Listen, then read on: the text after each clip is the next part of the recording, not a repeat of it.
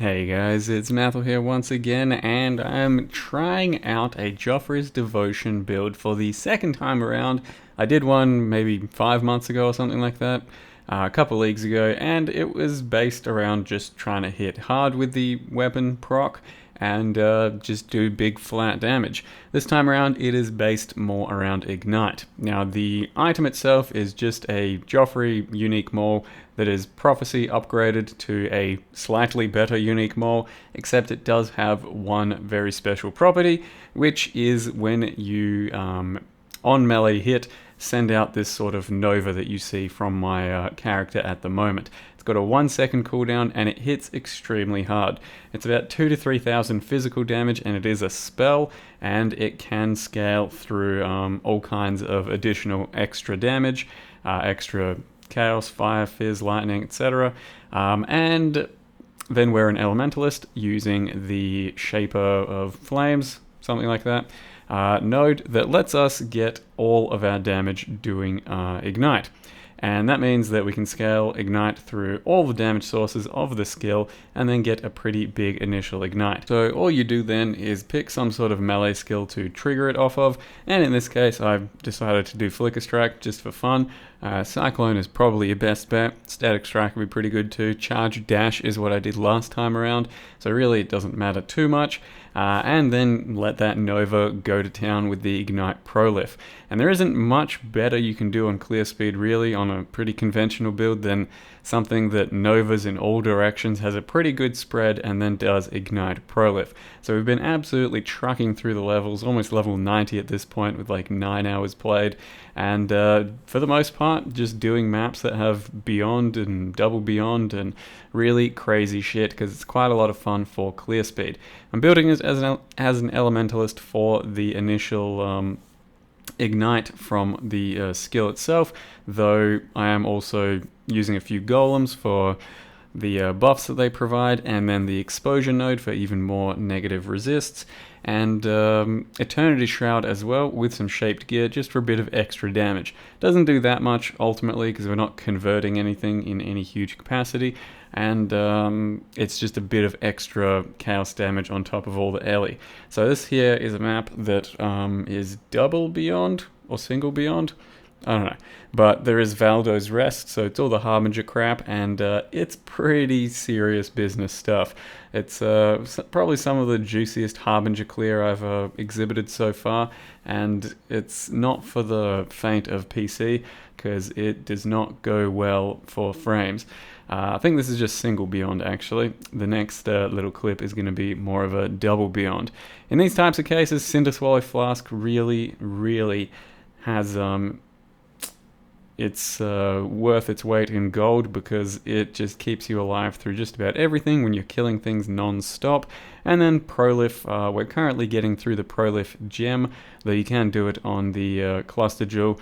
However, the Prolif gem itself does have better AoE, and the mace is where you put all of your support gems for the skill. So you can have 6 links on the, or just 6 pure support gems on the mace, and using Ignite Prolif isn't bad at all. It's a pretty decent damage gem either way. So we just got basically 6 good support gems to make use of for Ignite, and you run out after a good 3 or 4.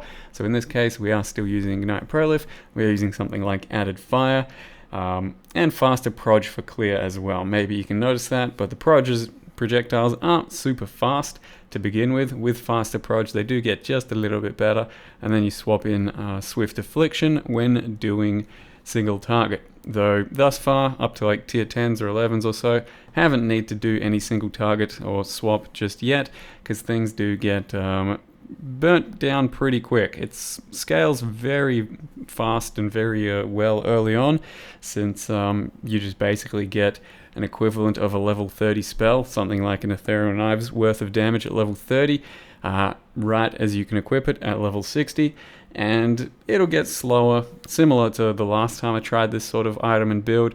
It'll get slower in the higher tier maps, but hopefully it still holds up for endgame. It's looking like something like 3 to 4 million Ignite DPS, which isn't anything mind-blowing, but hopefully if it's a reliable enough playstyle, it can get us going. So this is a double beyond example of the Valdo's Rest.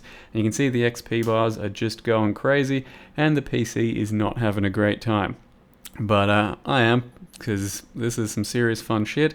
But it does get a bit, I don't know, cheapens the experience of the rest of the game, I'd say. So, you know, use this sort of stuff at your own peril, because then going back to leveling normally just feels wrong, and all of a sudden you're doing nothing but juicing your maps from here on out.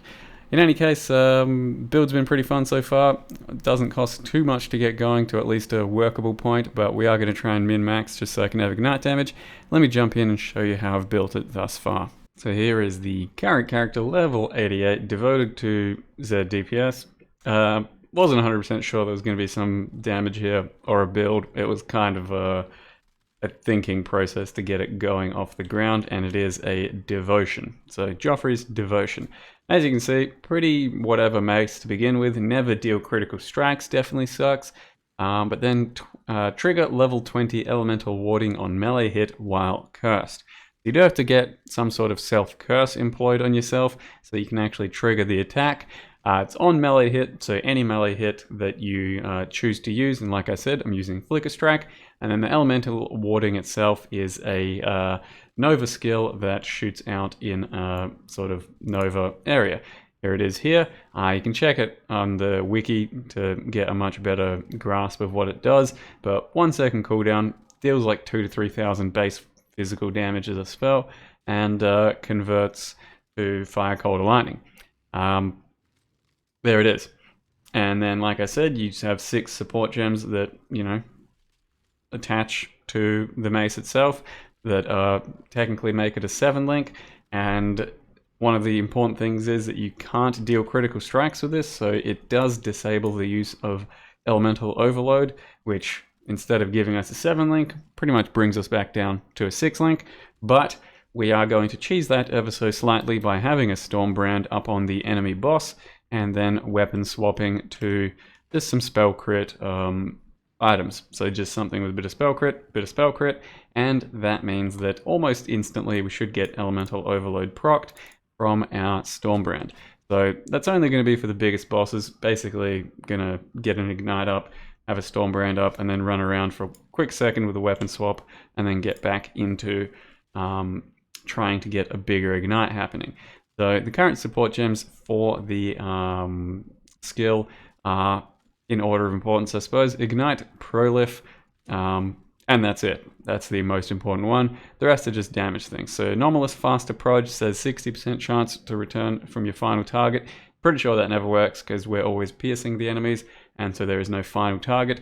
But we're using this for the clear speed, and then the actual damage support is Swift Affliction, Awaken Burning, Awaken Added Fire, Deadly Ailments, and Unbound Ailments, and you can get awakened versions of those as well for even more damage.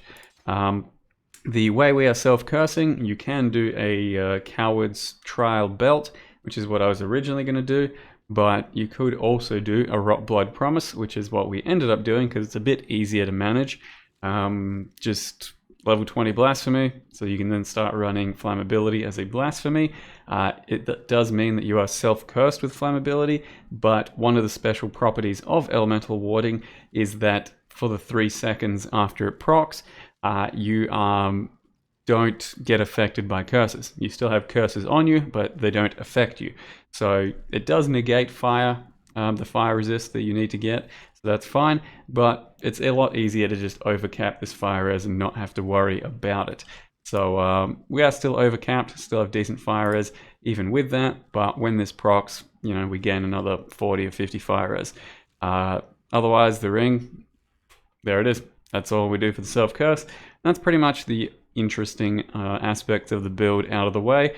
Aside from that, I mean, I do have a Eternity Shroud just to get a bit of extra chaos damage. So as you can see on the skill, chaos damage is decent, not completely irrelevant, but it's probably, overall, I'm wearing, I think, 7, 6 Shaper items, 1, 2, 3, 4, 5, 6, 7. So that's 35% extra Elia's chaos. Not hugely crucial to the overall DPS, but it is trying to squeeze out the maximum, and I think that's going to get us the maximum. So that's what I'm doing there.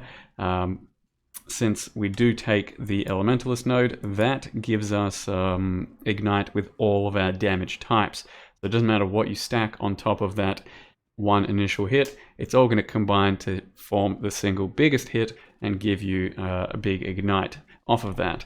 The Chaos Resist, completely irrelevant, so we don't need the last two items being shaped, this and this. Might still do a shaped mole because it shouldn't be too hard to chance a shaped brass mole and then upgrade it, but it doesn't really matter. And I don't think you can get that shaped. Maybe. Maybe. Anyway, so it's not important to get all the shaped stuff because hits ignore enemy chaos res. It doesn't do anything for the ignite. Aside from that, just wearing some pretty basic shaper gear here. That's some res, gloves.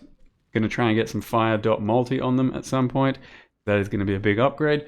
Do have a little bit of cooldown recovery crafted on this instead of rolled. The craft is still pretty decent, and cooldown recovery isn't super important. You know, our Ellie warding currently has a cooldown of 1 second, so it's going off pretty regularly. We're just trying to get that down a little bit for smoothness, but I don't think it makes a big difference at all. So a little bit of cooldown recovery there. Did manage to craft like perfect cooldown recovery boots with some chaos spam, one annul, and then auging influence, which was cooldown recovery. So sometimes lucky, but like I said, the cooldown recovery is pretty meaningless, so don't worry about getting cooldown recovery on the boots. It's just there because we could. Why the hell not? And then, I don't know, flame dash, cooldown recovery, nothing really matters. There's a helm enchant here. And shaped helms with like golem things, pretty expensive, so I just grabbed some flame dash and then reusing another amulet once again for extra cold and extra lightning. And once again, just make one of these with an awakener orb, or pretty simple, just buy a double extra from someone. Doesn't have to be super good. This one, we're not utilizing the crit or the crit multi, it's just some stats on top of that. And then we are using Taste of Hate for extra fizzes, Ellie. Zeri's Promise for the extra Fizz's Chaos, Fizz Ellie's Chaos, so quite a bit there. Cinder Swallow, probably want to grab a regen craft instead of a crit one for that. And then Quicksilver and Life Flask. No need for a Curse Immune Flask, because once this is going, we are unaffected by the curses. I do have a 6-link here, it wasn't intentional, just managed to randomly 6-link it. So we've got Flicker Strike, Faster Attacks, Multi-Strike, and Fortify. And then I've also attached Combustion so that we're actually igniting with Flicker Strike for the Combust bonus. And then Wave of Conviction gives us our exposure as well as igniting as well sometimes. It doesn't have to be all linked up here, it's all a bit weird. And I'm also running Elemental Equilibrium, which doesn't get procced from anything that I currently have naturally. So we have to use Stormbrand for that. So that's only going to be up for like bosses and stuff, but you can get your melee attack skill to proc it if you just get rid of fire damage from the skill. Currently you can see I've got like 200 to 400 fire damage, but you can get rid of that if you don't take this node here. I think that's the only source of fire damage I currently have, and then that means that would be a slightly more reliable Elemental Equilibrium proccing system for us as well, and it's possible I end up doing that. Because it is pretty nice to have that just up most of the time on most single targets, as opposed to waiting for Stormbrand to be cast yourself. Current jewels you can see, just recovery with vitality, a little bit of extra regen, an anima stone. Jewels aren't very good for us, but we do go for clusters. So in cluster world, the large doesn't matter too much. Burning Bright, Smoking Remains, they're not very good for large clusters for us. The mediums are the big sort of ticket item. What we have is a nearby fire exposure, so we will get fire exposure on enemies from Wave of Conviction, but considering we have this node over here, it would be nice to have exposure up on general clear all the time, so that's why I took that one, though it's not completely necessary. And then Blowback for extra ignite speed. And then over here, Burning Bright and Blowback. You typically make your own 4 or 5 passive fire dot multi-jewels just with some Scorch fossil spam. It's not particularly worth buying them. They're pretty expensive, but if you just want to get it over and done with, buy whatever you want pretty quickly. Master of Fire, ironically enough, is one of the only things on the fire sort of clusters that doesn't have a fire tag, so it's going to be hard to roll that guy with Scorch fossils, and it's also a very low weighting to actually roll. So if you do want that, you're probably going to have to buy it. And then just get a bit of stats from the small life jewel, and a bit more stats on this one as well, since filling out dexterity and strength is a little bit of a challenge on this passive tree with how int based it is. First 2 nodes are these, second 2 these, then these, then these, and we do run 1 of each golem for all of their buffs. Currently also running Hatred, Vitality, and the Blasphemy of the Flammability. And I think that's about all I've got to say for that at the moment. Whatever skill you want, Cyclone's probably going to do the best if you just want the best possible result. Otherwise, it doesn't really matter too much. We'll see how we go in the end game. Hopefully the build was rather interesting up to now. Thank you very much for watching, and see you next time.